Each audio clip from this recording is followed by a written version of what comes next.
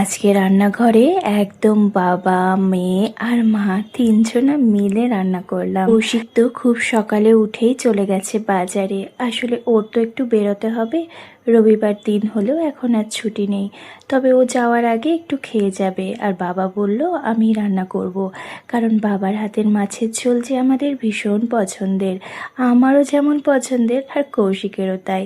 আর এই দেখো না, কৌশিক বাজার করে নিচে আমাকে ডেকেছিল। বাবাই চলে গেছিল, যেহেতু আমি কাজ করছিলাম তাই বাবা বলল আমি নিয়ে আসি। বাবা এনে তো মজা শুরু করে দিয়েছে। আর তোমরা জানো আমার বাবা না খুব মজার মানুষ, হাসি খুশি এইসব নিয়েই থাকতে পছন্দ করে। আজকে বাজার থেকে না কৌশিক 2 রকমের মাছ এনেছে, একটা রুই মাছ আর কিছুটা চিংড়ি মাছ।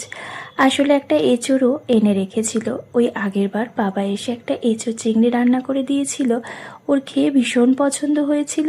ও বলেছিল বাবা আসলে আবার একটু বলবে রান্না করতে, ওই জন্যই চিংড়িগুলো আনা, যে এঁচোড় চিংড়ি হবে আর একটু মাছের ঝোল হবে, রুই মাছের ঝোল।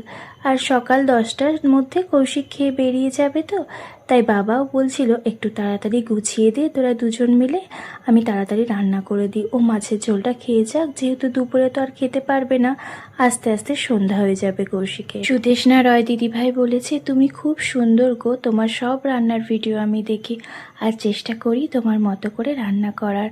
তুমি একা হাতেই সব কাজ করো, বাচ্চাও সামলাও, আমিও করি, তাই আমরা মেয়েরা সবই পারি। হ্যাঁ দিদি, আমাদের যে পারতেই হয়, কি করব বলো, যখন বিয়ে হয় তখন তো আমরা কিছুই করি না। বাবার ঘরে কি আমরা কোনো কাজ করেছি বলো? কেউই করিনি। কিন্তু যখন শ্বশুর বাড়িতে আসি, নিজেদের একটা একটা করে সংসার হয় আর একটা একটা করে দায়িত্ব মাথার উপর চাপতে থাকে, তখন আপনা আপনি মেয়েরা সব কিছু শিখে যায়। বাবাকে তো মাছের ঝোলের সব কিছু গুছিয়ে দিলাম আগে, বাবা আগেই মাছের ঝোলটা বসিয়ে দিল। আর এদিকে আমি সব গোছাচ্ছিলাম বলে মামনি বলল তাহলে এঁচোড়টা আমাকে বের করে দে, আমি এঁচোড়টা কেটে নিই আর তুই সেদ্ধ বসিয়ে দে, তাহলে তোর বাবার মাছের ঝোলটা হতে হতে এঁচোড়টাও হয়ে যাবে। আর তোমরা কেউ ভেবো না কিন্তু যে আমরা চা খাচ্ছি, মামনিকে চা দিইনি।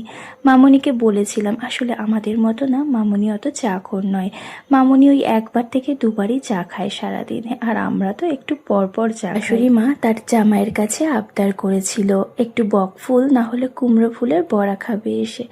জামাইকে বলেছিল যে কোনো এক রকম ফুল নিয়ে এসো। জামাই শাশুড়ি মার আবদার শুনে 2 রকম ফুলই নিয়ে চলে এসছে। আগের দিন এনেছে কুমড়ো ফুল, আজকে আবার নিয়ে এসছে বক ফুল। মামনি বলছে 2 রকম বড়া করিস না। কৌশিক আবার বলল তাহলে বক ফুলটা মামনিকে দিয়ে দিও, যেহেতু মামনিরা আজকেই চলে যাবে, তাহলে বক ফুলটা মামনি বাড়ি গিয়ে ভাজা করে খেয়ে নেবে। পম্পা ঘোষ দিদি ভাইয়ের কমেন্টটা পড়ে আমি একা একাই হেসেছি।